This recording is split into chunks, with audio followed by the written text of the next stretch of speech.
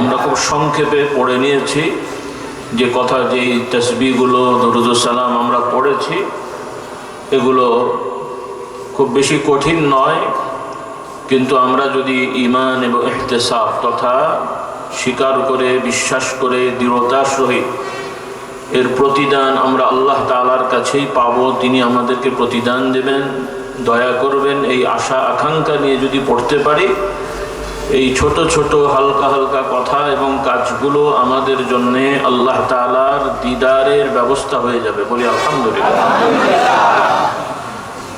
তো আজকে যে মজলিসে আমরা বসেছি একটি প্লট, সাধারণ একটি জায়গা, তবে যতক্ষণ এখানে আল্লাহর জিকির হচ্ছে, কোরআন হাদিসের আলোচনা হচ্ছে, সেই সময়ের জন্য এই জায়গাটা জান্নাতের একটা অংশ হয়ে আছে। যদিও আমরা আমাদের এই চোখে দেখতে পাচ্ছি না, আমরা অনেকেই গুনাহগার আছি, কম বেশি গুনাহ নাই এরকম কেউ দাবি করতে পারবো না, তবে এই এতগুলো মানুষের মধ্যে আশা করা যায় আল্লাহ তাআলার প্রিয় বেশ কিছু মানুষ অবশ্যই আছেন। বলি আলহামদুলিল্লাহ। তো আল্লাহ তাআলা এই মজলিসের সভার ওসিলায় এবং ওই ব্যক্তিদের ওসিলায়, তাদের সম্মানে, জিকিরের মজলিসের সম্মানে আল্লাহ তাআলার অগণিত রহমতের ফেরেশতাগণ, মালাইকা যাদেরকে নূর দ্বারা সৃষ্টি করা হয়েছে, এই ধরনের ফেরেশতাগণ আমাদের সম্মানে আমাদের চারিদিকে তারা ঘেরাও করে আছেন। বলি আলহামদুলিল্লাহ। এবং আমরা আশা করছি আল্লাহ তাআলা আমাদের ব্যাপারে যতক্ষণ আমরা আল্লাহর কথা, আল্লাহ নবীর কথা শুনবো, শিখবো এবং মানার জন্য চিন্তা করব, আল্লাহ রাব্বুল আলামিন আমাদের ব্যাপারে তার ফেরেশতাদেরকে আমাদের যাবতীয় সব প্রয়োজনের বিষয়ে আল্লাহ তাআলা নিজ থেকেই তাদেরকে হুকুম দেবেন। বলি আলহামদুলিল্লাহ। আমরা যেমন কোরআন হাদিসের কথা বলছি, আল্লাহ তাআলা স্মরণ করছি, আল্লাহ তাআলাও এই রকম বান্দাদেরকে স্মরণ করেন। কোরআনুল কারীম আল্লাহ তাআলা বলছেন, ফাযকুরুনি আযকুরকুম, তোমরা আমাকে স্মরণ করো, আমি তোমাদেরকে স্মরণ করব। এর অর্থ হলো আমরা আল্লাহ তাআলার প্রতি ঈমান এনে বিশ্বাস রেখে তার গুণময় নামের ওসিলা দিয়ে তাকে ডাকবো, তার গুণগান গাইব। আর আল্লাহ রাব্বুল আলামিন আমাদের জন্যে, আমাদের বলার আগেই, চাওয়ার আগেই যা দরকার আমরা না জানলেও কে জানেন? বলি আলহামদুলিল্লাহ। এই পৃথিবীতে যত মানুষ আমরা আছি, মানুষের প্রয়োজন আছে কিন্তু পাচ্ছে না, এরকম জিনিস কি আছে ভাই দুনিয়ায়? বুঝতে পারছেন? যত মানুষ বাড়ছে তাদের চাহিদাও বাড়ছে এবং চাহিদা পূরণের ব্যবস্থাও হয়ে যাচ্ছে। বলি আলহামদুলিল্লাহ।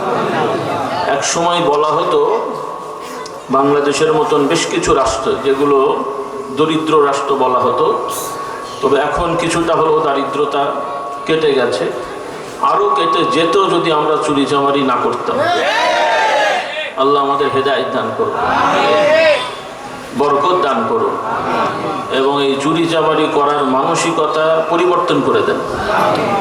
তো যাই হোক, তো আল্লাহ রাব্বুল আলামিন দয়া করেছেন। তো এই দরিদ্র দেশগুলোতে এক সময় প্রচারণা চালাতো, এখনো এইগুলো আছে তবে একটু কমে গেছে, সেইভাবে আর নাই। তারা জনসংখ্যা নিয়ন্ত্রণের জন্য বলতো ছেলে হোক মেয়ে হোক দুটো নাকি যথেষ্ট, তারপরে আবার বলতো একটা হলে নাকি ভালো হয়। তা আমি বলতাম ভাই না হলে তো আরো ভালো হয় নাকি, কি বল? ছেলে মেয়ে এত ঝামেলাতে নাই হোক, আল্লাহ হেদায়েত দান করুন। তাদের যুক্তি ছিল যে এই ছোট ছোট দেশ যেমন বাংলাদেশ, আপনারা কাটা তার দিয়ে যাকে একটা চিড়িয়াখানা বানিয়েছেন, তাই তো নাকি? চিড়িয়াখানা না জেলখানা, দুইটাই হবে আর কি। তো এইভাবে এক একটা এলাকার কাটা তার দিয়ে, ডিমার্কেশন দিয়ে এই যে দেশগুলো বানানো হয়েছে, এগুলো আমরা স্বার্থের জন্য বানিয়েছি। এটা ইসলামের নিয়মে এটা ঠিক নয়। আল্লাহ আমাদেরকে হেদায়েত দান করুন। যেহেতু সময় কম, অত কথা বলার সুযোগ নেই, জাস্ট বোঝার জন্য বলছি। তো জনসংখ্যা যাতে বেড়ে না যায়, কেন বাড়লে কি হবে? তারা মনে করছে অল্প একটু দেশ, জনসংখ্যা বাড়তে থাকলে খাবার পাওয়া যাবে না, থাকার জায়গা হবে না, কাজেই নিয়ন্ত্রণ করতে হবে। তো আপনারা মাশাআল্লাহ আজকে ভালো লাগছে যে এখানে যুবকদের সংখ্যা বেশি, বলি আলহামদুলিল্লাহ। তো যুবকদের কানে কানে একটা কথা বলে দিই, বয়স্করা যেন না শোনে, কি বলেন? সেটা হলো যে আল্লাহ তাআলা কিন্তু যুবকদেরকে জান্নাত দেবেন, কোনো বুড়োকে জান্নাত দেবেন না, বলি আলহামদুলিল্লাহ। বুড়া ভাইদের কি হবে তাহলে? হ্যাঁ, সাদা দাড়ি কালি লাগিয়ে জোয়ান হতে হবে, অথবা ক্লিন শেভ হয়ে ছোট বাচ্চা হতে হবে নাকি? কিছু লোক মনে করে ক্লিন শেভ হলে মনে হয় ছোট বাচ্চা হয়ে যায় নাকি, আর কালি লাগালেই সব জোয়ান হয়ে যায়। আল্লাহ আমাদের হেদায়েত দান করুন। নাকি ফেরেশতারা চিনতে পারে না মনে হয়, মানে কালি লাগালে ফেরেশতারা মনে বুঝতে পারে না বয়সটা, এই জন্য দেরি করে আসবে নাকি? আল্লাহ আমাদের হেদায়েত দান করুন। মৃত্যুর কোনো বয়স নেই, যে কোনো মুহূর্তে যে কোনো জায়গায় যে কোনো বয়সের মানুষ মারা যেতে পারে, এটা কেউ বলতে পারবে না, পারবে? আল্লাহ তাআলা এই শিক্ষাটা আমাদের মনে রাখার তৌফিক দেন। কথাটা তো সবাই জানি কিন্তু মনে থাকে না। আল্লাহ তাআলা বলেন, ইযা জাআ আজালুহুম লা ইস্তাখিরুনা সাআতান ওয়া লা ইস্তাকদিমুন। নির্ধারিত সময় চলে আসলে কারো ব্যক্তিগত সাধ্য নেই এটাকে দেরি করা অথবা আগিয়ে আনা। আল্লাহ তাআলা যখন হুকুম দেবেন যে কোনো মুহূর্তে যে কোনো জায়গায় আমাদের চলে যেতে হবে। আল্লাহ তাআলা আমাদের সকলকে প্রস্তুত থাকার তৌফিক দান করুন। তো যারা বয়স্ক আছেন, এলাকায় কম আছে, তারপরও এক সময়, এখন হয়তো এটা শহর মতন হয়ে গেছে, কিন্তু 20-30 বছর আগে এই সবই অধিকাংশই ধানি জমি ছিল। এখন আশপাশে আছে কিছু কিছুটা ভেতরের দিকে আছে না? তো আজকে থেকে যারা গ্রামের মানুষ ছিলেন কিছুটা তথ্য তো রাখবেন। 20-30 বছর আগে 1 বিঘা জমিতে যে ধান হয়েছে এখন বেশি হয় না কম হয়? আর আগের নিয়মে যদি ধান হতো, প্লেট ভরে চাল খেতে ভাত খেতে পারতেন, চামচ দিয়ে খাওয়া লাগতো। হ্যাঁ, এরপরে আমরা এখন যেভাবে জামা কাপড় পরি, যেভাবে আমরা থাকি, লাইফস্টাইল বলে আর কি, জামা কাপড় খাট পালন, 15-20 বছর আগে কি এই অবস্থা ছিল? তো আমরা ছোটবেলা থেকেই শহর গ্রাম সব জায়গায় যাওয়ার অভ্যাস আছে, আলহামদুলিল্লাহ, আল্লাহ নিয়ে যান, এখনো পর্যন্ত যাই। প্লেন থেকে শুরু করে পায়ে হেঁটে পর্যন্ত, গ্রামগঞ্জে বেড়ার ঘর পর্যন্ত আল্লাহ নিয়ে যান, বলি আলহামদুলিল্লাহ। তো একটা সময় গ্রামগঞ্জে দেখা যেত বেশিরভাগ মানুষ খালি গায়ে থাকতো। আপনারা দেখেছেন কি একটু একটু? গ্রামের মানুষরা বেশিরভাগ খালি গায়ে থাকতো, লুঙ্গি পরা থাকতো, খালি গায়ে থাকতো, ঘরে জামা লটকানো থাকতো। বাজারে যাওয়ার সময় জামাটা নিয়ে পড়তো না, কিন্তু ঘাড়ে নিয়ে হাঁটতে হাঁটতে বাজারের কাছে যেয়ে পড়তো। আবার আসার সময় আবার কিছু দূর এসে যখন লোকজন কমে যায় তখন আবার খুলে আবার ঘাড়ে নিয়ে নিত। এর তফসির কি কে বলতে পারবে বলো তো যুবকরা? কারণটা কি? এই তো মাশাআল্লাহ সব জানে, যেন ক্ষয় কম হয়। নিয়মিত পড়লে হয়তো সেটা 1 বছর যাবে, আর ওইভাবে পড়লে এটা মোটামুটি 3-4-5 বছর। অর্থাৎ এইরকম অভাবও একটা সময় ছিল। তাহলে বোঝা গেল জনসংখ্যা বাড়লে খেতে পারবে না, থাকার জায়গা হবে না, এই থিওরিটা ভুল নাকি সঠিক? ভুল। কারণ জনসংখ্যা আপনি আমি জোর করে বাড়াতে পারবেন নাকি? যুবকরা চিন্তা করছে বিয়ে করলেই ছেলে মেয়ের বাপ হয়ে যাব, এত সহজ? যতই শক্তিশালী হোক কেউ বলতে পারবে না বিয়ে করলে আমি বাপ মা হয়ে যাব। অনেক মানুষ আছেন, আল্লাহ না করুন, সব ঠিক আছে, কোনো রোগ নেই, কিন্তু সন্তানের বাবা মা হতে পারছে না, ডাক্তারও কিছু করতে পারছে না, ভাই কোনো সমস্যা নেই, এখন আল্লাহ আল্লাহ করেন, আল্লাহ দিলে। আবার মাঝে মাঝে দেখা যায় সন্তানাদি নেই, ট্রিটমেন্ট চলছে, ডাক্তার দেখে শুনে বলছে 2 জনেরই সমস্যা। কারণ মাঝে মাঝে একজনের হলে আবার আর একজন ঝামেলা করে। বিশেষ করে যদি মহিলাদের একটু ঝামেলা পাওয়া যায় তখন পুরুষরা চিন্তা করে আরেকটা বিয়ে করব। আর মাও অনেক সময় ফুসলায়, ছেলের মা, যে তোর বউয়ের বাচ্চা হচ্ছে না, আরেকটা বিয়ে কর। তো আরেকটা বিয়ে করলে ছেলে হবে নিশ্চিত তো নাকি? শুধু বাচ্চা হওয়া না, অনেক সময় ছেলে না হলেও বলে আরেকটা বিয়ে কর। কিন্তু স্বাস্থ্যবিজ্ঞান মতে, আমরা এটা বিশ্বাস করি না, তো স্বাস্থ্যবিজ্ঞানের অ্যানালাইসিস অনুযায়ী সন্তান ছেলে হওয়া মেয়ে হওয়ার, ছেলে বা মেয়ে হবে এই ব্যাপারে বেশিরভাগ ভূমিকা হচ্ছে পুরুষের, নারীর না। ভূমিকা কার? পুরুষের। মানে একটা বাচ্চা ছেলে হবে না মেয়ে হবে, ভূমিকাটা বেশি পুরুষের। তাহলে সেক্ষেত্রে মেয়ের মা হলে মায়ের দোষের তুলনায় যদি দোষী বলা হয়, মানে সমস্যা বলা হয়, তাহলে স্বামীর সমস্যাটা বেশি। কিন্তু সাধারণ সামাজিকভাবে দোষ দেওয়া হয় মেয়েদেরকে। বাংলা কথা যে যত দোষ সব তাদের দোষ। আল্লাহ আমাদের হেদায়েত দান করুন। খবরদার কোনো পুরুষ এটা করবেন না। আল্লাহ তাআলা আমাদেরকে শিক্ষা দিয়েছেন, মানুষ প্রয়োজনে বিবাহ শাদী করবে, ঘর সংসার করবে, কার কটা ছেলে মেয়ে হবে সেটা আপনার আমার নির্ধারণ করার অধিকার নেই। আপনি আমি আপনার আমার স্বাভাবিক নিয়মে চলবো। আল্লাহ তাআলা আমাদের শিক্ষা দিয়েছেন, তিনি যাকে চাইবেন ছেলে দেবেন, যাকে চাইবেন মেয়ে দেবেন, যাকে চাইবেন ছেলে মেয়ে উভয় দেবেন। তিনি ইচ্ছা করলে কিছুই দেবেন না, কারো কিছু করার নাই। এই বিশ্বাসটা আমাদের থাকতে হবে। তো আমার ভাই বোনেরা, পৃথিবীতে যত মানুষ আসবে, এসেছে এবং আসবে, সবই আল্লাহ তাআলার পরিকল্পনায় আছে, বলি আলহামদুলিল্লাহ। সময় কম, আমি একটু মনে করে দিই, আপনারা ওয়াজ শোনা মানুষ, বোঝা যাচ্ছে। আমরা সবাই জানি আমাদের সকলের আদি পিতাকে, শুধু মুসলমানদের না, আর অন্যরা কি মাদরের গোষ্ঠী নাকি?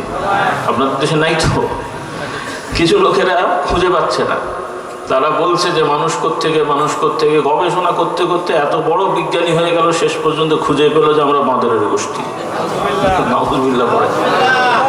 আর একদল দার্শনিক নামধারী, এরা মনে করতো মানুষের আগে 4 হাত পা ছিল।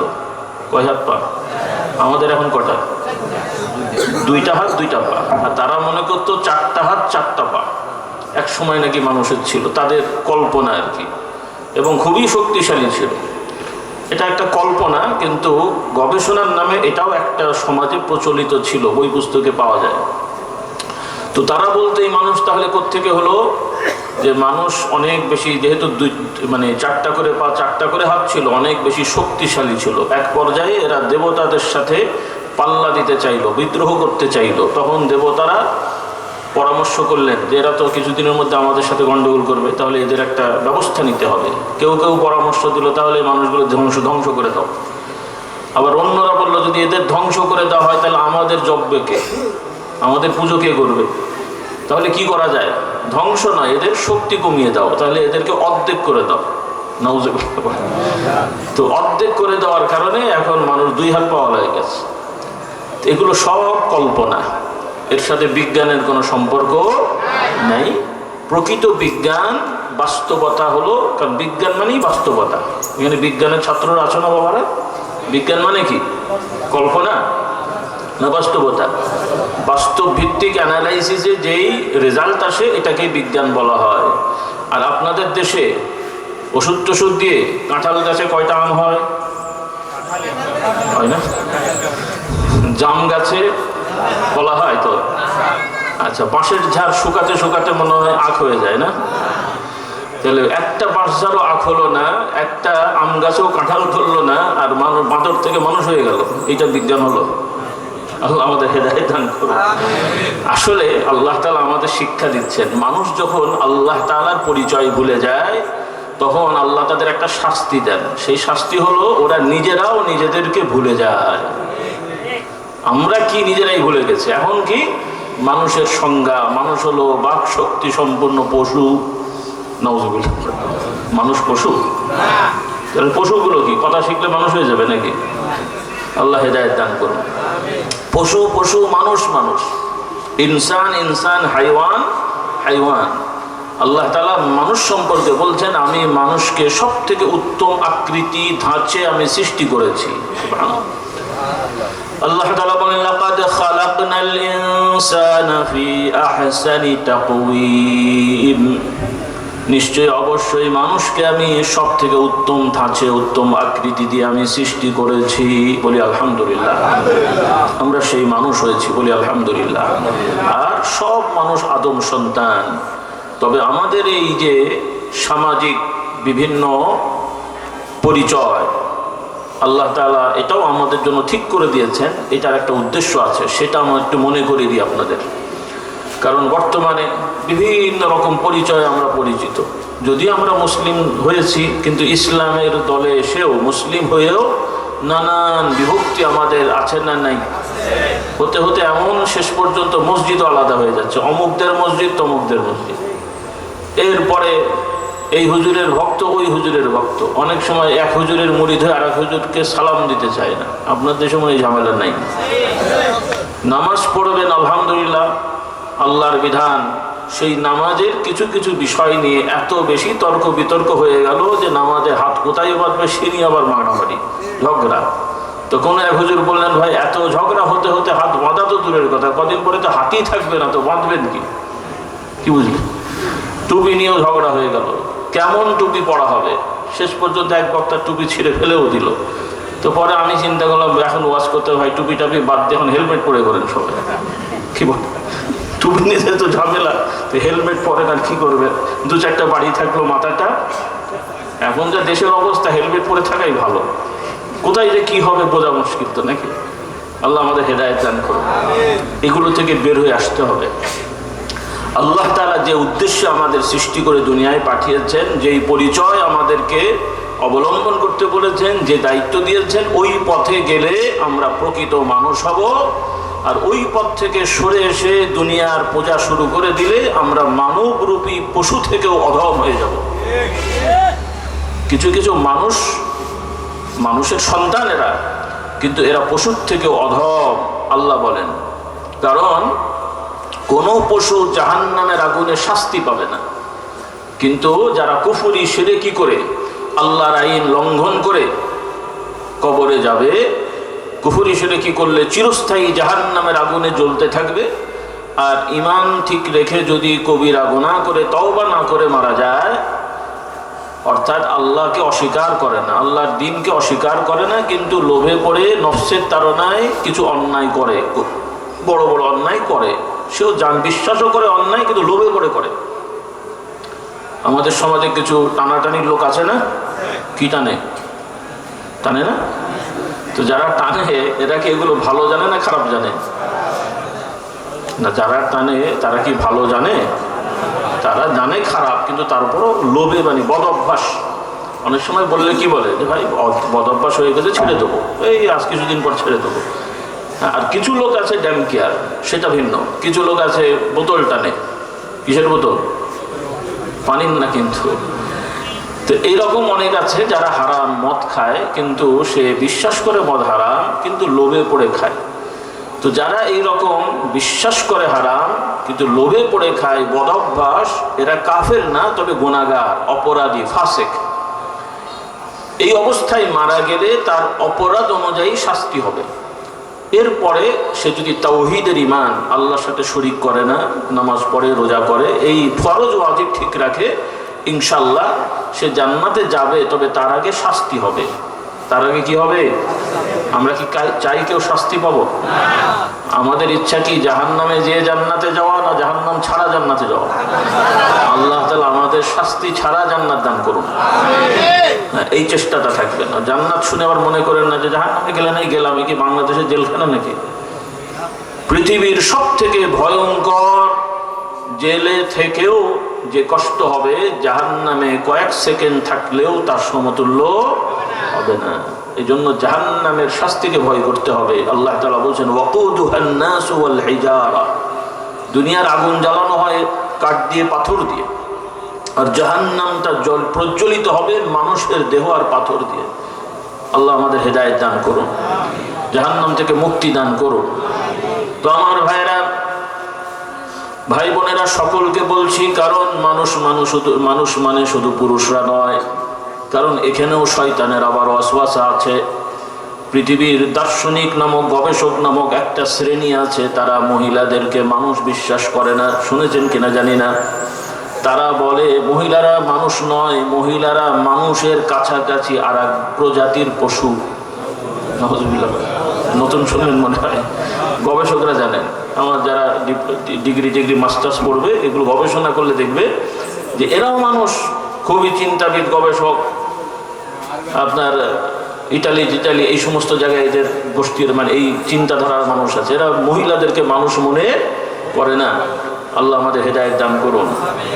কিন্তু আমরা মুমিন মুসলমান সকল আদম সন্তান মানেই মানুষ, প্রত্যেকের প্রতি মানবিক দায়িত্ব আমরা বিশ্বাস করি, বলি আলহামদুলিল্লাহ। এই জন্য আল্লাহ তাআলা বললেন, ولا تكونوا كالذين نسوا الله فأنساهم أنفسهم। আল্লাহ তাআলা বলছেন, তোমরা তাদের মতো হয়ে যেও না যারা আল্লাহকে ভুলে গেছে। আল্লাহ তাআলার পরিচয়, তার মহত্ব বড়ত্ব ভুলে যে দুনিয়ার পূজায় নেমে গেছে, দুনিয়ার বস্তুবাদীতে নিমজ্জিত হয়েছে, তোমরা তাদের মতো হয়েও না। তাদের মতন হলে তোমাদের একটা শাস্তি হবে। আল্লাহ তাআলা বলছেন, ওয়ালা তাকুনু কাল্লাযীনা নাসুল্লাহ, তাদের মতো হয়েও না যারা আল্লাহকে ভুলে গেছে। আল্লাহকে ভুলে গেলে আল্লাহ তাআলা শাস্তি স্বরূপ তাদের নিজেদেরকেও ভুলিয়ে দেন, নিজেদেরকে ভুলিয়ে দেন। অর্থাৎ যে মানুষ, আপনি আমি, এই দুনিয়ার সামান্য সময়ে আল্লাহর ইবাদতে থেকে চিরস্থায়ী জান্নাতের মালিক হয়ে আল্লাহর দিদার পেতে পারবো, সেই মানুষকে শয়তান ওয়াসওয়াসা দিয়ে নিজেকে মনে করছে পশু, নিজেকে মনে করছে যে দুনিয়াটাই বড় জিনিস, খাবো দাবো ফুর্তি করবো, মরে গেলে শেষ বিচার টিচার নাই, মোল্লারা কল্পনা কাহিনী বলে, নাউজুবিল্লাহ। এই জন্যে দুনিয়ায় থাকার জন্য, খাওয়ার জন্য চুরি চামারি ডাকাতি খুন খারাপি যা করার করো, এগুলো হলেই যেন মনে হয় জীবনটা সার্থক। কিন্তু আমরা মুমিন মুসলিম, হে আমার যুবকেরা, মা বোনেরা, উপার্জন করতে মানা নাই, বাড়ি বানাতে মানা নাই, টাকা জমাতে মানা নাই, জমি কিনতে মানা নাই, সমাজের বিভিন্ন ক্ষমতায় যাওয়াটাও নিষেধ না, হারাম না। আপনি জনপ্রতিনিধি হবেন, প্রশাসনের দায়িত্বশীল হবেন, প্রধানমন্ত্রী হবেন, যে সিস্টেমগুলো এক এক দেশে থাকে প্রশাসনিক বিভিন্ন পর্যায়ে, এগুলো হারাম না, জায়েজ না। তবে এগুলোকেই নিজেদের জীবনে টার্গেট বানিয়ে ওইটা অর্জনটাই আমার সফলতা, না পেলে ব্যর্থতা, এটা কোনো মুমিন মুসলমান বিশ্বাস করতে পারে না। মুমিন মুসলমান নারী পুরুষের বিশ্বাস হবে দুনিয়া তো অল্প দিনের, যে কোনো মুহূর্তে দুনিয়া থেকে চলে যেতে হবে, এটাই বাস্তব। রাজা মরে গেলেও বলবে লাশ, দাস মরে গেলেও বলবে লাশ, প্রধানমন্ত্রী মরে গেলেও বলবে লাশ, পীর সাহেব হুজুর দরবেশ মরে গেলেও কি বলবে? লাশ। নাকি আপনার দেশে পীর সাহেবরা মরে না? হ্যাঁ, আবার একদল মানুষ আছে তারা মনে করে আল্লাহওয়ালা পীরেরা নাকি মরে না, এরকম ধারণা তাদের আছে। অর্থাৎ তারা ভুল বোঝে। তবে হ্যাঁ, মৃত্যুটাকে তারা মনে করে খারাপ জিনিস। মৃত্যুটা কোনো খারাপ জিনিস না, এটা মানুষ বা সৃষ্টির একটা স্বাভাবিক প্রক্রিয়া। যেমন আমরা মায়ের পেট থেকে জন্মেছি, এটা আমাদের একটা স্বাভাবিক প্রক্রিয়া। আবার দুনিয়া থেকে আল্লাহর হুকুমে আমরা মৃত্যুবরণ করব। নবী, রসুল, আউলিয়া, বুজুর্গ সবার মৃত্যু হয়, স্বাভাবিক একটা প্রক্রিয়া। তবে হ্যাঁ, এই মৃত্যুর পরে আল্লাহ তাআলা এক এক শ্রেণীর মানুষকে, ইমানদারদেরকে এক এক ধরনের সম্মান মর্যাদার কবরের হায়াত দিয়ে থাকেন। বলুন সুবহানাল্লাহ। নাকি কথাটা একটু কল্পনা মনে হচ্ছে? হ্যাঁ, আমাদের প্রিয় নবী মুহাম্মদ সাল্লাল্লাহু আলাইহি ওয়াসাল্লাম সহ সব নবী রসুলগণ দুনিয়া থেকে মৃত্যুবরণ করলেও তারা তাদের কবর সমূহের ভেতরে নিয়ামতের হায়াতে জীবিত আছেন। বলি আলহামদুলিল্লাহ। খটকা লাগলো নাকি? না, দুনিয়ার হায়াতে না, কবরের হায়াতে। কিসের হায়াত? কবরের হায়াত। এটা গেল এক। এমনকি নবী রসুল ছাড়াও যারা আল্লাহর প্রিয় বান্দা, তাদেরকে আবার আরেক ধরনের কবরের হায়াত দেওয়া হয়। সেটা নবী রসুলের থেকে একটু নিম্নমানের। নবী রসুলগণের কবরের হায়াত অনেক উঁচু স্তরে। সুবহানাল্লাহ। নবী রসুলগণ মানুষ হলেও আপনার আমার মতন সাধারণ না, তারা আদম সন্তান, সেই দিক থেকে আমাদের মতন আদম সন্তান, কিন্তু সম্মান মর্যাদায় তারা অনেক ঊর্ধ্বে। কারণ নবী রসুলগণ দুনিয়ার হায়াতে থাকতেই জান্নাত দেখতে পেতেন, জান্নাতে যেতে পেরেছেন। সুবহানাল্লাহ। আপনি আমি পেরেছি নাকি? না পারবো? এই জিনিসগুলো একটু মনে রাখতে হবে। কারণ আমাদের কিছু যুবকরা আধুনিকবাদী হয়ে ইসলামের চর্চা করেও তাদের ইমান আকীদা নড়বড়ে হয়ে গেছে। তারা আকীদা ইমান শিখতে যেয়ে, বলতে যেয়ে অনেক সময় নবী রসুলগণকে সাধারণ মানুষের মতন মনে করে ফেলে। খুব সতর্ক থাকতে হবে। অর্থাৎ সাধারণ মানুষ অন্যায় করে, গুনাহ করে, পাপ করে, এগুলো থাকে। নবী রসুলগণ খান, বিবাহ শাদী করেন, ব্যবসা বাণিজ্য করেছেন, রাষ্ট্র পরিচালনা করেছেন। এক এক নবী এক এক ধরনের ছিলেন, সব নবী একরকম না। কোনো কোনো নবী রাজা ছিলেন, কোনো কোনো নবী, বেশিরভাগ নবী কি বলে আপনার সাধারণ নাগরিক ছিলেন। এবং সকল নবী রসুলগণই সামাজিক বিভিন্ন পেশাজীবী ছিলেন, নবুয়তি কোনো পেশা না। নবী হয়েছেন, মানুষকে হাদিয়া দেবে, ওইটার উপরে নির্ভর করে চলবেন, এটা কোনো ইসলামের বিধান না। আমরা হুজুর হয়েছি, আপনারা হাদিয়া দেবেন, ওইটার উপর নির্ভর করব, এটা আমাদের পেশা না। আপনারা সহযোগিতা করেন, আলেম ওলামাকে, সওয়াব হবে। কিন্তু আমরা কোরআন হাদিস আপনাদের টাকা অর্জন করার জন্য পড়বো না বা শিখবো না বা শেখানো যাবে না। এই যে আমরা ওয়াজ করছি, এটা কি মুদিখানার দোকানদারির মতন পেশা? হ্যাঁ, এটা ইবাদত। যেমন নামাজ পড়া ইবাদত। নাকি আপনারা বলবেন ভাই আমি 2 রাকাত নামাজ পড়ি, আমাকে 200 টাকা দিয়ে হবে? আমি আধা ঘন্টা কোরআন পড়বো, আমাকে 500 টাকা দিয়ে হবে? কারণ এগুলো বিক্রির জিনিস না, এগুলো দুনিয়াবি বস্তু না, এগুলো ইবাদত। ওয়াজ নসিহত এটাও ইবাদত, আল্লাহ তাআলা সন্তুষ্টির জন্য করতে হয়। নবী রাসূলগণ তাদের এগুলো কোনো পেশা নয়, এগুলো আল্লাহ তাআলা তাদেরকে দায়িত্ব দিয়ে পাঠিয়েছেন। নবী মানে হলেন সংবাদপ্রাপ্ত, রাসূল মানে হলেন পত্রপ্রাপ্ত, অর্থাৎ আল্লাহ তাআলার পক্ষ থেকে হুকুম আহকাম বিধান প্রাপ্ত হয়ে নিঃস্বার্থভাবে মানুষের মধ্যে দাওয়াত দেন। এনারাই হলেন নবী রাসূল। বলি আলহামদুলিল্লাহ। তো নবী রাসূলের মর্যাদা। আর নবী রাসূলকে যারা মেনে চলেন তাদেরকে বলা হয় আউলিয়াউল্লাহ। সাহাবা একরাম আমাদের নবীর ক্ষেত্রে বলা হয়, অন্যান্য নবীদের ক্ষেত্রে হাওয়ারি বলা হয় আরবিতে, অর্থাৎ তার অনুসারীগণ, সাথীগণ। তাদের মর্যাদা অন্যান্য ইমানদারের থেকে আলাদা। এই যেমন আমরাও মুসলমান, আল্লাহর নবী সাহাবী আবু বকর, ওমর, ওসমান সহ আরো অন্যান্য লক্ষাধিক সাহাবী ছিলেন যারা আল্লাহর নবীকে ঈমান হালতে দুনিয়ায় থাকতে দেখেছেন। তো ওই সাহাবীরাও মানুষ, আমরাও মানুষ। আপনাদের কি মনে হয় এক মর্যাদার না আলাদা? একরকম না আলাদা? কারণ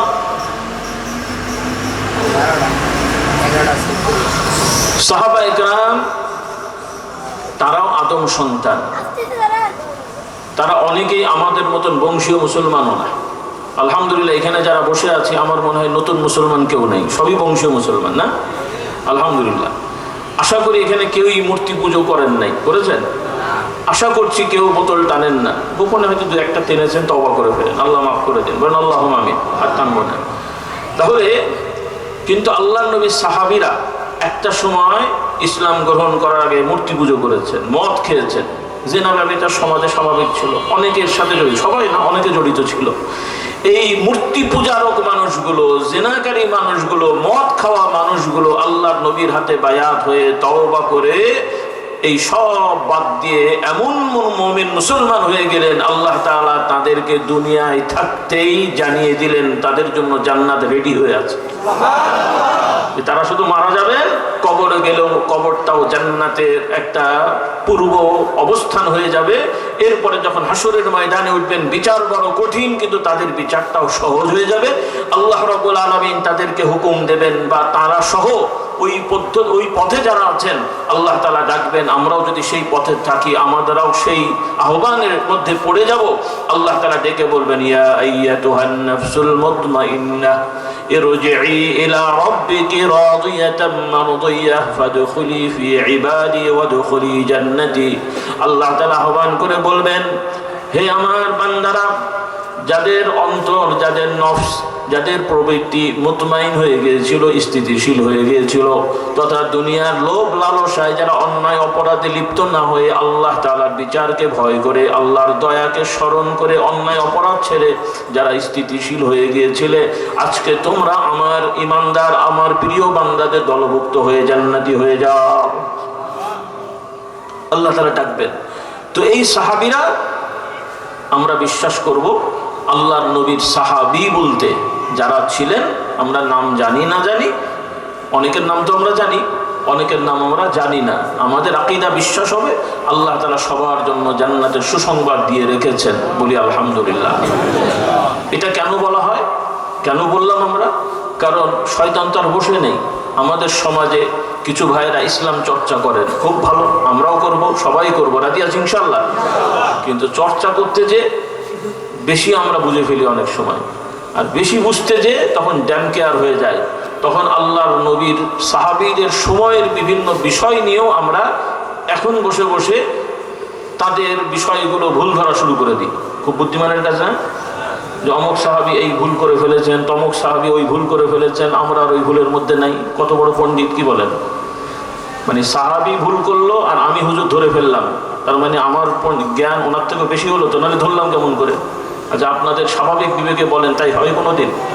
কিন্তু আমাদের সমাজে কিছু আলেম ওলামা নামধারী আল্লাহর নবীর সাহাবি, তাও বা সাধারণ সাহাবি না, খলিফা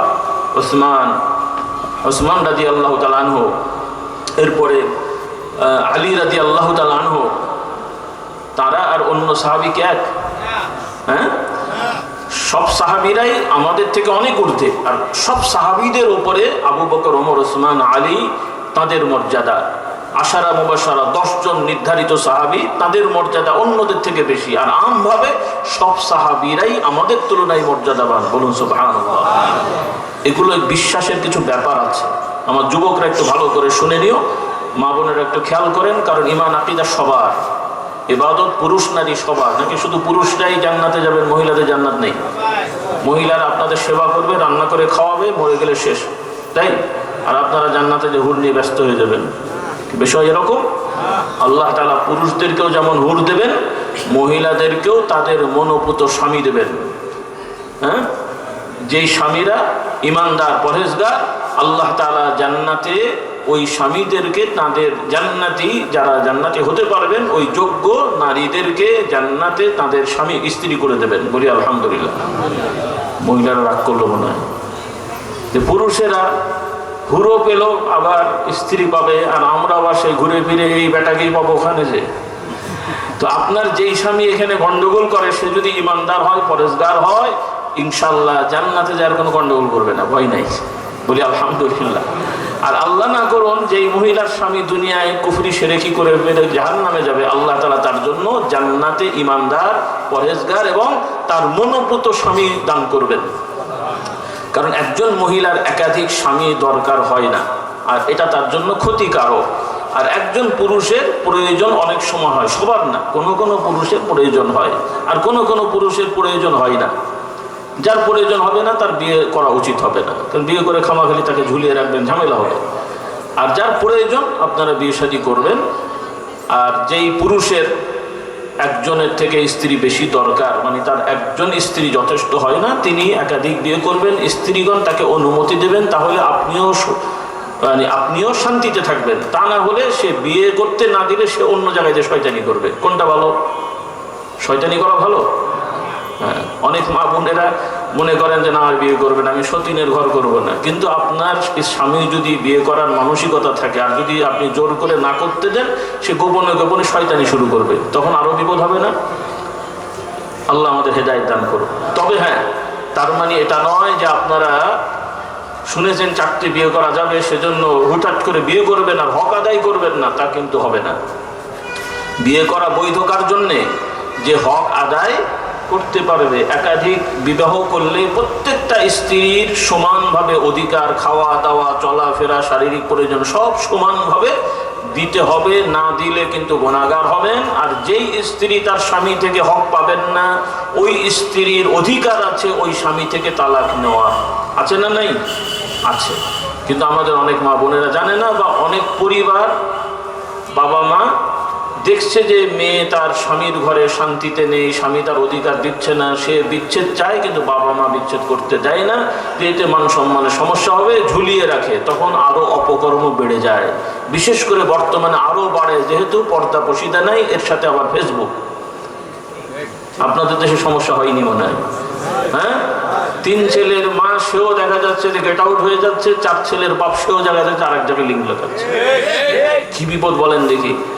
শুধু যুবকদের দোষ দেবো কি? 75 বছরের বুড়ো আমার কাছে রিপোর্ট আছে, তারও এই বেড়াবো। কোথায় যাবেন বলেন? হাসার জন্য বলছি না। তাহলে তার মানে হলো আমাদের দিনই পরিবেশ নাই, এই পরিবেশগুলো দিনই পরিবেশ বানাতে হবে। রাজি আছি ইনশাআল্লাহ? আল্লাহর বিধানের পর্দা, শুধু বাইরে গেলে একটু বোরখা পরা, এই পর্দা দিয়ে হবে না। পারিবারিক বন্ধন, চাচাতো ভাই, মামাতো ভাই, খালাতো ভাই, ফুফাতো ভাই, এই যে পর্দা, যে আমি সংক্ষেপে বলে যাই, পর্দার একটা বিধান আছে। এখন গরমের দিনে যদি আপনারা কাউকে দেখেন মশারির কাপড় দিয়ে লুঙ্গি বানিয়েছে আর জামা বানিয়েছে, তাকে বুদ্ধিমান বলবেন না? কি সমস্যা? অসুবিধা কি? প্রচন্ড গরম, মশারির কাপড় থাকলে একটু ঠান্ডা লাগবে না?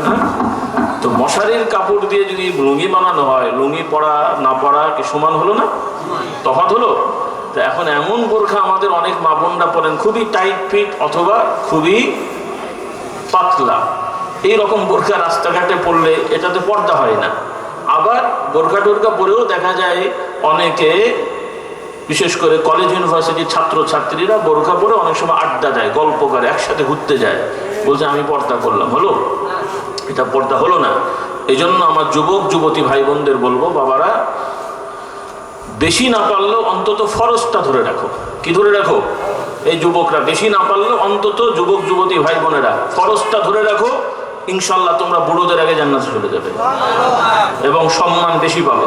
কারণ রাসূলুল্লাহ সাল্লাল্লাহু আলাইহি ওয়াসাল্লাম বলেছেন, এই তোমাদের এই বয়স থেকেই যারা নামাজ পড়বে, রোজা করবে, পর্দাপশিতা মেনে চলবে, হ্যাঁ, আল্লাহ তাআলা তাদেরকে, যাদের 40-50 বছরে নামাজ ফরজ হয়, হয়তো নাকি, যাদের 40-50 বছরে নামাজ ফরজ হয়েছে, সেই সময় তওবা করে পর্দা শুরু করেছে, তাদের তুলনায় আল্লাহ তাআলা তোমাদের সম্মান বাড়িয়ে দেবেন। কিয়ামতের ময়দানে আল্লাহ তাআলা তার নিজস্ব ছায়াতে ছায়া দান করবেন, যেদিন আল্লাহ তাআলার ছায়া ছাড়া কোনো ছায়া থাকবে না। আমাদের যুবকেরা এখন তো বর্তমান তোমাদেরই জগৎ, নাকি বলো? এখন তো সবই তোমরাই চালাচ্ছ। ভালো, এটা ভালো দিক। তবে হ্যাঁ, এটাকে মিসইউজ করা যাবে না। কারণ মাঝে মাঝে দেখা যাচ্ছে যে আমার যুবকদেরকে কিছু লোকেরা ব্যবহার করে কারণে অকারণে স্কুল কলেজ প্রতিষ্ঠানে বিশৃঙ্খলা সৃষ্টি করানো হচ্ছে। এগুলো থেকে বিরত থাকো, এগুলো খুব খারাপ জিনিস। যেটা হওয়ার আল্লাহ হইয়ে দিয়েছেন, এখন এই পরিবর্তনটা ভালোর পরিবর্তন হতে হবে। রাজি আছি? জুলুম আর করা, জুলুম থেকে সরে আসতে হবে। চুরি চামারি যেন সমাজে না হয় সেদিকে সচেতন থাকতে হবে। প্রত্যেকের ন্যায্য অধিকার বাস্তবায়ন করতে হবে, আইনের শাসন প্রতিষ্ঠা করতে হবে, আর সেটাও চেষ্টা করতে হবে আল্লাহর আইন। কার আইন? কার আইন? কারণ বর্তমান বাংলাদেশ যে দেশে আপনারা আছেন, জনসংখ্যা কথার কথা জরিপে বলা হয় মোটামুটি শতকরা 90% মুসলমান, এবং কোনো কোনো জেলায় বা কোনো কোনো এলাকায় 98, 96, 99 পর্যন্ত আছে।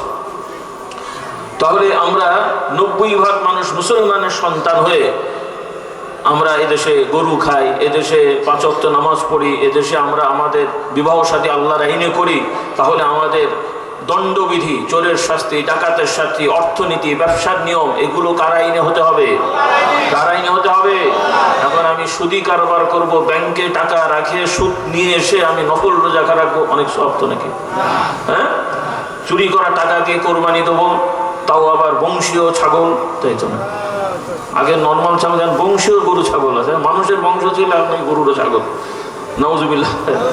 তো আগে গ্রামগঞ্জে চুরি করা হতো, গরু ছাগল চুরি হতো। আচ্ছা, আরেক গ্রাম থেকে যদি গরু ছাগল চুরি করে নিয়ে এসে কোরবানি দেয়, কত সব হবে? আচ্ছা, আস্ত গরু ছাগল চুরি করে আনলে গোনা হয়। আর অফিস আদালত থেকে টাকা আত্মসাৎ করে সেই টাকা দিয়ে গরু ছাগল কিনে কোরবানি দিলে ওইটাতে মানে কিছু গোনা কম, নাকি? ফিল্টার হয়ে গেছে। আল্লাহ আমাদের হেদায়েত দান করুন। কিন্তু এই রোগ কিন্তু আছে না নাই? অনেক দায়িত্বশীল সরকারি বেসরকারি বিভিন্ন জায়গায় আমরা আছি, অফিস আদালতে টাকা সরাই, 9-6 হিসাব করি। হ্যাঁ, আগে গ্রামগঞ্জে ছিল বেড়া কাটা চোর, শীত কাটা চোর, এখন সব চেক কাটা আর ভাউচার কাটা চোর হয়ে গেছে। তো এই চেক কাটা ভাউচার কাটা চোরও চোর, যে শীত কেটে বাড়িতে ঢুকে চুরি করে আল্লাহর আইনে সেও চোর, আর যে কোট প্যান্ট টাই পরে ভাউচার কেটে চুরি করে বা ওইরকম হুজুর মার্কা জব্বা গায়ে মাথায় পাগড়ি দিয়ে চুরি করে মসজিদ মাদ্রাসার ফান্ড, এও কিন্তু আছে রে ভাই। কোথায় যাব বলেন? আল্লাহ হেদায়েত দান করুন। কোনো এক গ্রামে গিয়েছিলাম, মানে বাস্তবতাটা বলছি, আমাদের অবস্থাকে, জলসা করতে হয়, গ্রামগঞ্জে যাই। তো এক এলাকায় রাতে মাহফিল হয়েছে, আছি, ভোরবেলা দেখি হট্টগোল। কি সমস্যা? পরে বলে, হুজুর আপনার শোনার দরকার নেই। না, কি ভাই বলেন না, কি হয়েছে কি? হুজুর, এখানে একটা যুবক ছেলে, আমরা মসজিদে ইমাম রেখেছিলাম, মসজিদের দান বাক্স ভেঙে টাকা নিয়ে পালিয়েছে। তো শুনতে খারাপ লাগছে, কিন্তু দোষ তো ওর একার না, কারণ ওই যুবক তো ইমামতের উপযুক্ত না। ধরে বেঁধে একটা যুবক মাদ্রাসায় কেবল ভর্তি হয়েছে, 3-4 ক্লাস পড়েছে, ও কি ইমামতির উপযুক্ত? তাকে নিয়ে এসে দিয়েছে ইমামতিতে, তার মধ্যে আবার ঠিক মতো বেতন দেয়নি। তো চুরি করবো না তো কি করবো? বুঝলেন কথা? মানে পরে আমি শানে নজরুল খুঁজলাম আর কি, চোরের আর কি, আসলে চুরিটা কেন করবো। পরে আরেকজন বললো, হুজুর চুরি করেছে কারণও আছে, এরা ঠিক মতো বেতনও দেয় না। ও তখন চিন্তা করছে, যেহেতু বেতন দেয় না, বক্সে টাকা আছে, ওইটা নিয়ে আমি উসুল করি আর কি। আল্লাহ হেদায়েত করুক। যেমন মুসল্লি তেমন ইমাম আর কি। আল্লাহ হেদায়েত করুক। খবরদার, আপনাদের সচেতন হতে হবে। আপনারাও মসজিদগুলোতে ভালো ভালো আলেমদের দিয়ে ইমাম মুয়াজ্জিন রাখবেন। ধরে বেঁধে একটা যুবক যার ঠিক মতো পড়াশোনা নেই, এখনো তার সেভাবে আত্মশুদ্ধি হয়নি, এই ধরনের লোককে ইমাম রাখে? হ্যাঁ, একটা মানুষের বুঝ থাকতে হয় না? আল্লাহ তাআলা আমাদের হেদায়েত দান করুন। তো খোলাসা কথা আমার ভাইরা, শুধু নামাজ রোজা আদায় করলেই হবে না, নাপাক পানি দিয়ে ওযু করবেন। ওযু হবে তো? কিছু সব হবে নাকি? কুলি করবেন, সবই ঠিক আছে, কিন্তু পানিটা নাপাক, দেখা যায়নি আর কি, পরিষ্কার দেখা যাচ্ছে কিন্তু নাপাক ছিল। এই ধরনের পানিতে ওযু করে নামাজ পড়লে হবে? কিছু সব হবে? তো ওই রকম নাপাক পানি দিয়ে ওযু করলে যেমন নামাজও হবে না, সবও হবে না, ওইভাবে হারাম খাওয়া দেহ দিয়ে ইবাদত হলে সেই ইবাদত কবুল হয় না। হারাম টাকার টুপি, হারাম টাকার পাগড়ি, হারাম টাকার জায়নামাজ, আপনার যদি হালাল টাকার টুপি কেনার সামর্থ্য না থাকে, পাগড়ি কেনার সামর্থ্য না থাকে, জায়নামাজ কেনার সামর্থ্য না থাকে, শুধু একটা লুঙ্গি গেঞ্জি কেনার সামর্থ্য, হালাল টাকা, ওইটা পরেই নামাজ পড়বেন, কবুল হয়ে যাবে। খামাখালি চুরি করা জায়নামাজে পড়তে যেন না। হ্যাঁ, আল্লাহ আমাদের হেদায়েত দান করুন। মানে আরেকজনের জায়নামাজ চুরি হয় না, কিন্তু যেটা চুরি হয় সাধারণত ওই যেটা বললাম কোরবানির মতন, অফিস আদালতে টাকা চুরি করে, হজে যে 3-4-5 হাজার টাকা দামে জায়নামাজ নিয়ে এসে আবার আমাদের অনেক সময় বুঝুন আমার জায়নামাজে নামাজ পড়েন, তখন তো টেনশনে পড়ে যায়, আবার কি জায়নামাজ। হ্যাঁ, কারণ আপনারা তো বলেন, কেন বললেন, কেন মেজারমেন্ট করা যায়, বেচারা চাকরি করে, এই তো অত টাকা জায়নামাজ পেল কোথায়, প্রশ্ন আসে না? আল্লাহ আমাদের হেদায়েত দান করুন। এইরকম ধার্মিকতা যেন আমাদের না হয়। যুবকরা, তোমরা টান নাও, এখন থেকেই পড়াশোনা করো, যোগ্যতা অর্জন করো, রিজিক আল্লাহ তাআলা দেবেন। কোনো পাতি নেতার পেছনে ঘোরা লাগবে না। আল্লাহর গুণময় নাম ধরে ডাকো, 5 ওয়াক্ত নামাজ পড়ো, তাহাজ্জুদের সময় একটু 2-4 রাকাত নামাজ পড়ে যারা বেকার আছো একটু কাঁদো, আল্লাহর কাছে বলো, ইয়া রাজ্জাক, ইয়া ফাত্তাহ, হে আল্লাহ আমার রিজিকের ব্যবস্থা করেন। তোমার মামা, চাচা, শালা, ভগ্নিপতি কারো লাগবে না, এমন লোক তোমাকে চাকরি দেবে যে যাকে তুমি কখনো কল্পনাও করো নাই। এমন লোক তোমাকে ব্যবসার পুঁজি দেবে যার সম্পর্কে তোমার কোনো ধারণাই ছিল না। কারণ রব্বুল আলামিন আমাদের শিক্ষা দিয়েছেন, ওয়া ইয়ারযুকুহু মিন হাইসু লা ইয়াহতাসিব, আল্লাহ তাআলা তার বান্দাকে এমন জায়গা থেকে রিজিক দেন যেটা সে কখনো কল্পনাও করে না। কারণ আমরা যে না মানুষ হব কল্পনা করে যে আমাদের বাবা মা জানতো। এই জন্যে ইয়াকিন আল্লাহর প্রতি বাড়ান। আমার ভাই বোন সবাইকে বলছি, আসুন আমরা একটু দিনের পথে আসি, কোরআনের পথে আসি। দুনিয়ায় থাকতে হবে, যার যার বৈধ পেশা সেটা অবলম্বন করেন, অবৈধ পেশায় যাবেন না। আপনারা আপনাদের সন্তানদের, এই যুবকেরা বিবাহ শাদী করবে, সন্তানাদি হবে, ছেলে মেয়েদের একটা চিন্তা আছে যে আমার ছেলে ডাক্তার, ইঞ্জিনিয়ার, উকিল, ব্যারিস্টার হবে, বৈধ পেশাজীবী বানাও, কোনো অসুবিধা নেই। তবে সবার আগে ইমানদার বানাতে হবে। কি বানাতে হবে?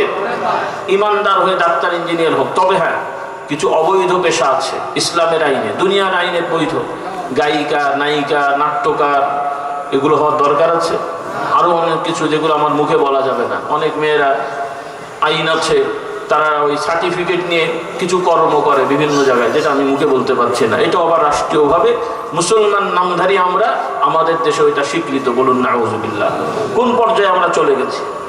বাংলাদেশে আগে বাইরে থেকে মদ আসতো, এখন বাংলাদেশে কারখানা হয়েছে, মদ বিক্রি হয়, এবং তারা রিপোর্ট দিচ্ছে দিনকে দিন তার চাহিদা বাড়ছে। কারা খাচ্ছে?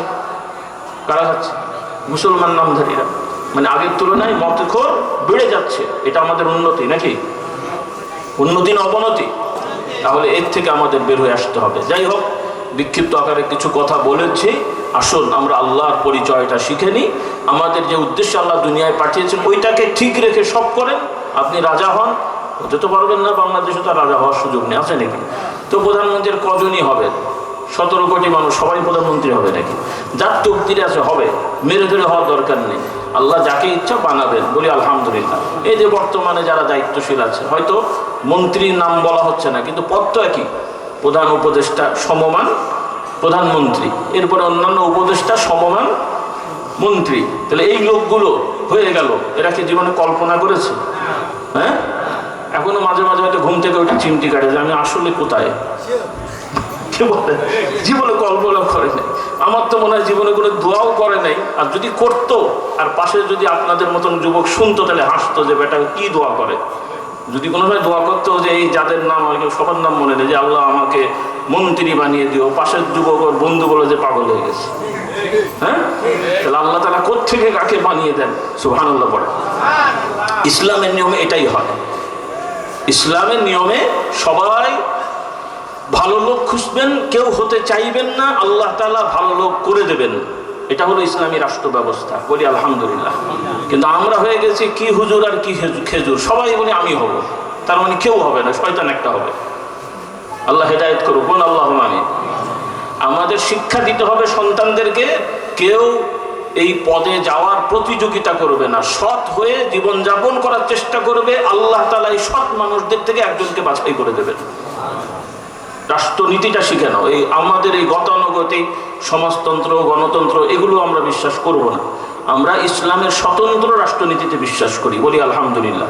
এগুলো চলছে, এগুলো মডিফিকেশন করে পরিবর্তনের চেষ্টা করতে হবে। রাজি আছি ইনশাআল্লাহ? কিন্তু এগুলোতে অন্ধ হওয়া যাবে না, এগুলোতে অন্ধ হওয়া যাবে না। কারণ কিছু লোকের আবার এই গণতন্ত্রকে ইসলাম বানিয়ে ফেলেছে। না না, এগুলো আমাদের না, এগুলো অন্যদের। হ্যাঁ, অন্যরা মানে সব খারাপ না। একজন অমুসলিম যদি আপেল আমাকে কেটে দেয়, ওটা তো খারাপ না। তাহলে যেটা ইসলামের আইনের সাথে মিলবে ওইটাকে আমরা মেনে নেবো। কিন্তু যেটা ইসলামের রাষ্ট্রনীতির সাথে সাংঘর্ষিক, গণতন্ত্রের নামে এমন কোনো নীতি আমরা মেনে নিতে পারবো না, মেনে নেব না। রাজি তো ইনশাল্লাহ? কারণ এই যে কিছুদিন পরে ইলেকশনের হাওয়া উঠে যাবে, তখন আমার যুবকেরাও বিভিন্ন নেতার পেছনে দৌড়াবে, অন্ধ হয়ে এই দল সে দল।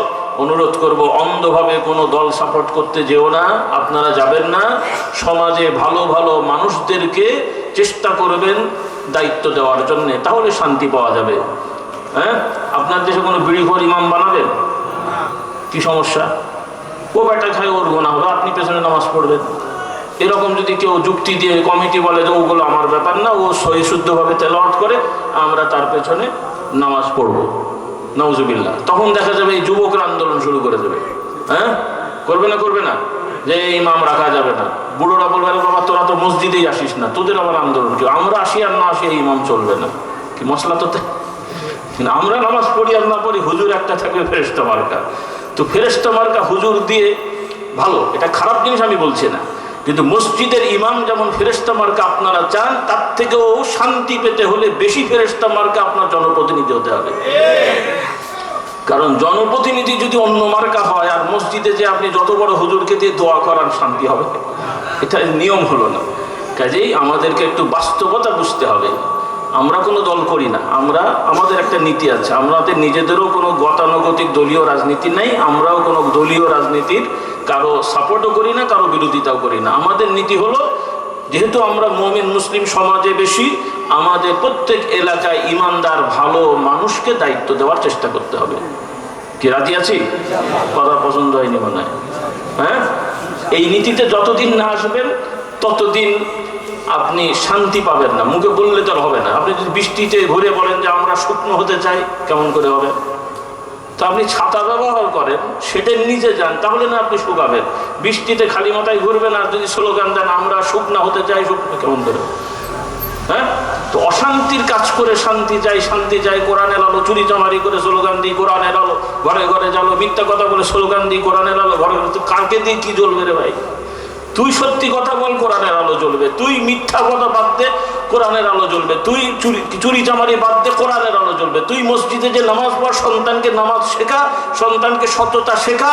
এইভাবে ব্যক্তি থেকে পরিবার, পরিবার থেকে সমাজ, সমাজ থেকে রাষ্ট্র, কোরআনের আলো জ্বলতে থাকবে। বলুন সুবহানাল্লাহ। কিন্তু কেউ মানবো না, শুধু সাইনবোর্ড হবে, আইন কানুন। চুরি নিজে করবো আর সাইনবোর্ড লাগাবো, চুরিকে না বলুন, কদিন পর তো সাইনবোর্ডই চুরি হয়ে যাবে। হ্যাঁ, আল্লাহ আমাদের হেদায়েত করুন। যাক, আমরা আসুন আল্লাহর পথে আসি। আর কথা বাড়াচ্ছি না, দোয়া হবে।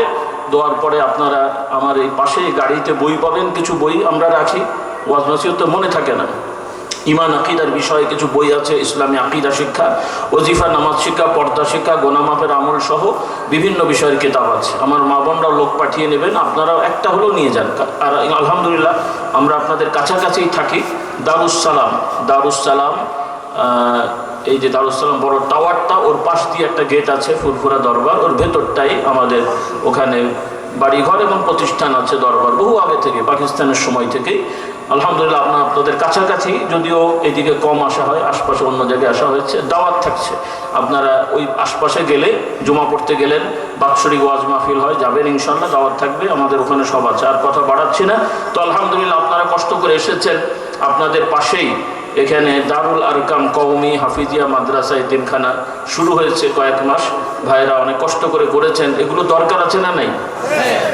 আপনারা টাকা দিয়ে অন্যের ছেলেদেরকে কোরআন হাদিস শেখাবেন, তবে আপনাদের ছেলেদেরকে খ্রিস্টান মিশনারি স্কুলে দেবেন, তাই তো?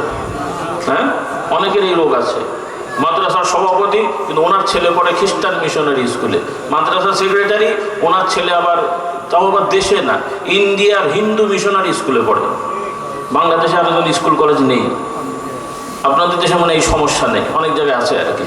তো এই ধরনের মানসিকতা খুব ভুল, কারণ মিশনারি, হিন্দু খ্রিস্টান এদের মিশনারি স্কুল, বাহ্যিকভাবে অনেক সময় মনে হয় এরা খুব ভালো পড়ায়, বাহ্যিকভাবে মনে হয় এরা ধর্মকর্ম চর্চা করে না, স্বাধীনভাবে জাগতিক বিদ্যা পড়ায়, কিন্তু বাস্তবে এরা স্লোলি আপনার আমার ছেলে মেয়েকে এমন কিছু শিক্ষা দেয় যে পর্যায়ক্রমে সে নাস্তিক হয়ে যায়। আল্লাহ আমাদের হেদায়েত দান করুন। সেজন্য আমাদের কোনো কারো ছেলে মেয়েদেরকে আমরা মিশনারি, মানে হিন্দু খ্রিস্টান মিশনারি স্কুলে পড়াবো না। এমনকি এই ইংলিশ মিডিয়ামও যেগুলো মানে কমন নাস্তিকতা আছে, এখানে দেবো না। তো যাই হোক, এই প্রতিষ্ঠান আছে। আপনারা আলহামদুলিল্লাহ আমার আগে মহতারামের কাছে দান খয়রাত করেছেন। এখন আপনাদের সামনে ছাত্ররা যাবে নাকি কিছু লোক যাবে অনুদানের জন্য? হ্যাঁ, কিছু লোক আপনারা যাচ্ছেন, উপস্থিত সবাই দিয়ে যান। আমি ওভাবে কালেকশন করতে অভ্যস্ত না, তবে ভালো কাজে সহযোগিতা করা ভালো, সেজন্য আমি বলছি আপনারা উপস্থিত সবাই কিছু কিছু শরীক হবেন এবং নিয়ত করে ফেলেন ইনশাল্লাহ যে আমি এই মাদ্রাসায় 20,000, 10,000, 5,000 অনুদান, যাকাত, ফিতরা ইনশাল্লাহ আমি দান করব। মা বোনেরাও আপনারা ইনশাল্লাহ অনুদান পাঠাবেন, দান করবেন। এখানে আপনাদের আশপাশের ছেলেমেয়েরা যেন কোরআন শেখে সেই ব্যবস্থা করবেন, ঈমান শেখে ব্যবস্থা করবেন। আল্লাহ তাআলা সবাইকে তৌফিক দেন, বলুন আল্লাহুম্মা আমিন। তো আসুন, ভাইরা যাচ্ছে, ওই তো ছাত্র ভাইরা যাচ্ছে, সবাই কিছু কিছু শরীক হন। হ্যাঁ, বিভিন্ন জায়গায় চলে যাও, আর তো বড় বাচ্চা নেই, সবাই কিছু কিছু শরীক হন। আল্লাহ তাআলা সবাইকে তৌফিক দেন, বলুন আল্লাহুম্মা আমিন।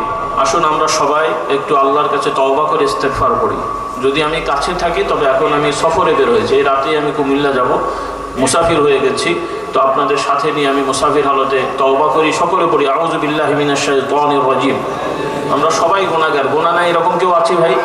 আল্লাহর কাছে একটু ক্ষমা চাই, বলি আউযু বিল্লাহি মিনাশ শাইতানির রাজিম, বিসমিল্লাহির রহমানির রহিম, আল্লাহুম্মা আনতা রাব্বি লা ইলাহা ইল্লা আনতা খালাকতানি ওয়া আনা আবদুকা ওয়া আনা আলা আহদিকা ওয়া ওয়া'দিকা মাস্তাতা'তু আউযু বিকা মিন শাররি মা সানা'তু আবুউ লাকা বিনি'মাতিকা আলাইয়া ওয়া আবুউ বিযামবি ফাগফিরলি ফাইন্নাহু লা ইয়াগফিরু যুনুবা ইল্লা আনতা।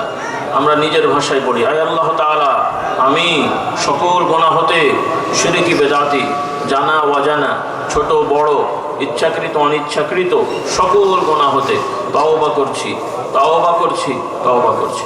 সকল যুবক যুবতী ভাই বোন সবাইকে বলছি, বেশি না পারলেও অন্তত 5 ওয়াক্ত ফরজ নামাজ, ওয়াজিব, সুন্নতগুলো ধরে রাখেন, রমজানের রোজা ধরে রাখেন, সততা বজায় রাখেন, সত্য কথা বলেন, হালাল রুজি করেন, পর্দাপশিতা মেনটেন করেন। জুলুম হবে এমন কোনো কাজ আমরা করব না, সহজেই জান্নাতে যাওয়া যাবে, বলি আলহামদুলিল্লাহ। পুরুষ নারী সবার ক্ষেত্রে আমার যুবকেরা পড়াশোনা ভালো করে করো, সময় নষ্ট করবে না, পর্যাপ্ত ঘুমাবে, পর্যাপ্ত খাওয়া দাওয়া করবে, অপচয় করবে না, শরীর সুস্থ থাকবে, ঈমান আমলও ভালো থাকবে। আল্লাহ তাআলা তৌফিক দেন। বিড়ি সিগারেট খাওয়ার অভ্যাস যাদের আছে বর্জন করুন, ভালো ভালো খাবার খান। আল্লাহ তাআলা কোরআনে হুকুম দিয়েছেন, তোমাদেরকে আমি রিজিক দিয়েছি, ভালো ভালো খাবার খাও। আল্লাহ তাআলা নিয়ামত দিয়েছেন, ফল ফলাদি, ভালো জিনিস, মধু, খেজুর, বাদাম, ফল, এগুলো খাবেন। হাবি জাবি খারাপ জিনিস খেয়ে গুনাহগারও হবেন না, শরীর নষ্ট করবেন না। আল্লাহ আমাদের হেদায়েত দেন। অহেতুক রাত জাগবেন না, তাড়াতাড়ি ঘুমাবেন। আল্লাহ তাআলা রাতকে বিশ্রামের জন্য সৃষ্টি করেছেন। ঈশার নামাজ জামাতে পড়ুন, তাহাজ্জুদে উঠুন, এরপরে ফজরের নামাজ জামাতে পড়ুন। আল্লাহ নবী বলছেন, বেশি না পারলেও অন্তত যে ব্যক্তি ঈশার নামাজ জামাতে পড়ে, ফজরের নামাজ জামাতে পড়ে, তার এই মাঝখানে ঘুমানো থাকলেও সারাটা রাত তার ইবাদত হিসেবে গণ্য হয়ে যায়। ফজরের নামাজ যে জামাতে পড়বে, এরপরে সূর্য ওঠা পর্যন্ত মসজিদে বসে থেকে জিকির আজকার করবে, সুবহানাল্লাহ, আলহামদুলিল্লাহ, আল্লাহু আকবার, দরুদ শরীফ, ইস্তেগফার, 1 ঘন্টার ব্যাপার, 1.5 ঘন্টার ব্যাপার ম্যাক্সিমাম। এইটা আমল করলে রাসূলুল্লাহ এরপরে সূর্য ওঠার পরে 2 রাকাত নামাজ পড়লে আল্লাহ নবী বলছেন তার আমল নামায় আল্লাহ তাআলা পূর্ণাঙ্গ একটা হজ এবং উমরার সওয়াব দান করবে। অনেক কঠিন কাজ না, একটু প্র্যাকটিস করলেই হয়। ইচ্ছা থাকলে কি হয়? ইচ্ছা থাকলে উপায় হয়। চেষ্টা করলে হবে। যুবকরা দেখবে ভালো লাগবে, শরীরটা সতেজ থাকবে, সকালবেলার অক্সিজেনটা ভালো। অনেকে ঘুমায়, সমস্যা থাকলে সেটা আলাদা। অনেকে সমস্যা ছাড়াই বদ অভ্যাস, রাতে জেগে থাকে, দিনের বেলা অনেক সময় ঘুমায়, এই জন্য শরীর অসুস্থ হয়ে যায়। এরপরে ইবাদতও ঘাটতি হয়, নামাজ কাজা করে ইত্যাদি ইত্যাদি। এগুলো থেকে আমরা বেঁচে থাকি। আর কথা বাড়াচ্ছি না, আসুন আমরা দোয়ায় শরীক হই। দরুদ শরীফ আল্লাহুম্মা সাল্লি আলা সাইয়্যিদিনা মাওলানা মুহাম্মাদিন নবিয়্যিল উম্মি ওয়া আলিহি ওয়া আসহাবিহি। হ্যাঁ, সেটা আপনাদের বিষয়। তো আমাদের ভাইয়েরা আবদার করেছে আজকের এই মাহফিলের মুহতারাম সম্মানিত সভাপতি সাহেব, আশা করি তিনি তো দিয়েছেন, আরও দেবেন। মানে ভাইয়েরা আগ্রহ করছে, ভাই যদি কিছু বলেন ওনার একটু খুশি হবে, যদি সুযোগ থাকে আর কি। এখন বলার পরে, আচ্ছা ভাই পরে বলবেন, এবং আশা করব এটা মানে আপনাদের খুশি হবেন, এভাবেই বলবেন। বলি আলহামদুলিল্লাহ। কারণ দান গোপনে করলে সব বেশি, আর মুখে বললে হয়তো এখন প্রস্তুতি নেই, আশা করা যায় বেশি বলবেন। আর যদি বলতে চান বলবেন। কেউ বলবে?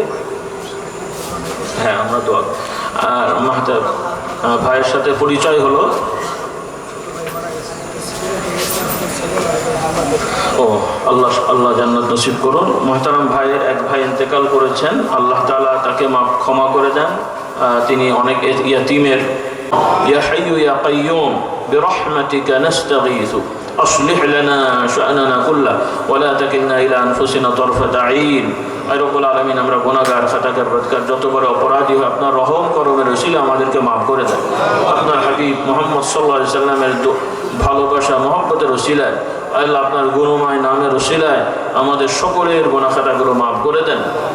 আল্লাহ, আমরা আপনার অনেক প্রিয় বান্দাদেরকে, অনেকের নাম শুনেছি, অনেকের প্রতি আমাদের ভক্তি ভালোবাসা আছে, তাদের আল্লাহ মহব্বত ভালোবাসার ওসিলে আমাদের দোয়াকে কবুল করে নেন।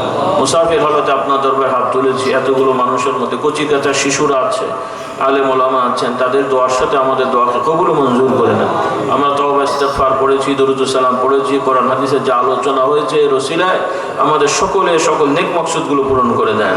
বিশেষ করে যে সকল ভাই বোনদের বিবাহ শাদী দেরি হচ্ছে, বড় বয়স হয়ে গেছে, আল্লাহ নেক পাত্র পাত্রীর ব্যবস্থা করে দেন।